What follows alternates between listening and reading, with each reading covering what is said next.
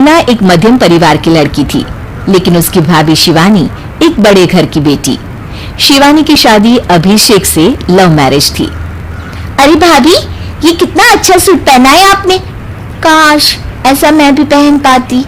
अरे क्यों नहीं रीना, वैसे भी तुम्हारा और मेरा नाम तो एक ही है, जब मन करे पहन लेना। भाभी, आपको आपके पापा ने कितने अच्छे कपड़े गहने दिए हैं। मैं उनकी इकलौती बेटी जो हूँ। बेटी तो मैं भी इकलौती हूँ, लेकिन क्या करे, पापा है नहीं, पता नहीं कैसे होगी मेरी शादी। तभी वहां शिवानी की सास आ जाती है। अरे क्यों नहीं करेगा भाई तेरी शादी धूमधाम से, आखिर जिम्मेदारी है तो उसकी। और वो दिन भी आ जाता है जब रीना की शादी तय हो जाती है। अभिषेक, क्या हुआ? आप इतने परेशान तो कभी नहीं दिखे, कोई बात है तो बताइए मुझे। अरे शिवानी, वैसे तो शादी का सारा इंतजाम हो गया है, लेकिन गहनों का रेट तो आसमान छू रहा है। कैसे क्या करूं, कुछ समझ में ही नहीं आ रहा। थोड़ी देर में शिवानी अपने पूरे गहने अभिषेक के सामने रख देती है। ये लीजिए, गहनों का इंतजाम भी हो गया। अरे नहीं नहीं शिवानी, मैं ये गहने किसी हालत में भी नहीं ले सकता, ये तुम्हारे पिता ने तुम्हें दिया था और तुम हो कि। तभी वहां सास आ जाती है। अरे तो क्या हुआ, इसकी तो हो गई ना शादी, अब किसे दिखाने हैं इसने गहने। सास गहनों का डिब्बा शिवानी के हाथ से लेकर वहां से चली जाती है। रीना की शादी धूमधाम से होती है और अब वो बड़े घर की बहू बन जाती है। वहीं रीना की शादी के बाद शिवानी और अभिषेक उसकी शादी के कर्जों से डूब जाते हैं। मैं सोच रही हूँ नौकरी करनी शुरू कर दूं, वैसे भी पढ़ी लिखी हूँ, आपकी थोड़ी मदद भी हो जाएगी।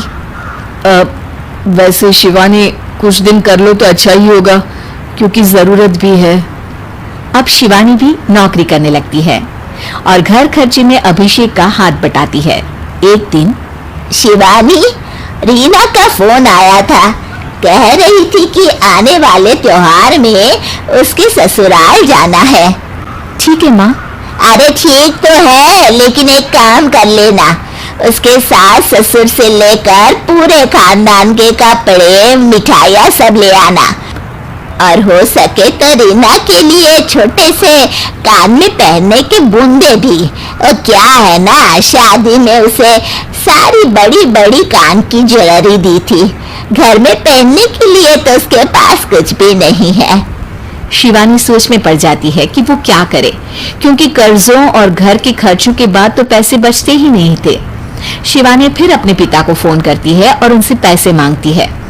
देखो शिवानी, मैंने तुम्हें शादी के वक्त मना किया था कि ऐसे घर में शादी करनी ही नहीं चाहिए। अरे अभिषेक को शर्म आनी चाहिए जो ससुराल से पैसे मंगवा रहा है। शिवानी को पिता की बात पर गुस्सा आ जाता है। आप मेरे पिताजी हैं और मैं परेशान थी, इसलिए आपसे मदद की उम्मीद की पापा। अभिषेक को तो पता भी नहीं है कि मैंने आपसे पैसे मांगे हैं। शिवानी सोचती है कि वो अभिषेक से बात करे, लेकिन फिर उसे लगता है कि वो टेंशन ले लेगा। तभी शिवानी की नजर हाथ के कंगन पर पड़ती है, सीधे बाजार जाती है और उसे बेचकर ननद के घर ले जाने का सारा सामान लेकर आती है और सास के सामने रख देती है। हाँ ठीक है, लेकिन फल थोड़े और अच्छी क्वालिटी के होने चाहिए थे। शिवानी कुछ नहीं कहती, वहां से चली जाती है। एक दिन शिवानी, रीना का फोन आया था, बहुत रो रही थी। क्यों माँ, क्या हुआ? सब ठीक तो है ना उसके ससुराल में? अरे तूने तो उसकी नाक ही कटवा दी। अब मैंने क्या कर दिया माँ? कह रही थी कि बड़े घर की बहू है भाभी, जो कपड़े दिए वो ब्रांडेड भी नहीं थे। तू तो जानती है ना उन लोगों का पहनावा कितना अच्छा है। तू तो मेरी बेटी का भला कभी सोचती नहीं। हाय भगवान, अरे बड़े घर की बहू है, इसी बात की जलन है ना तुझे, लेकिन याद रख मेरी बेटी का सोचने के लिए भगवान है, तुम लोग कभी उसका बुरा नहीं कर पाओगे। अब शिवानी के मन में सवाल था कि क्या ईश्वर सिर्फ रीना के साथ है? उसके साथ नहीं, लेकिन उसे सुकून था कि वो अभिषेक के साथ उसकी जिम्मेदारियों को निभाने में बराबरी की हकदार है। शिवानी वहां से चली जाती है।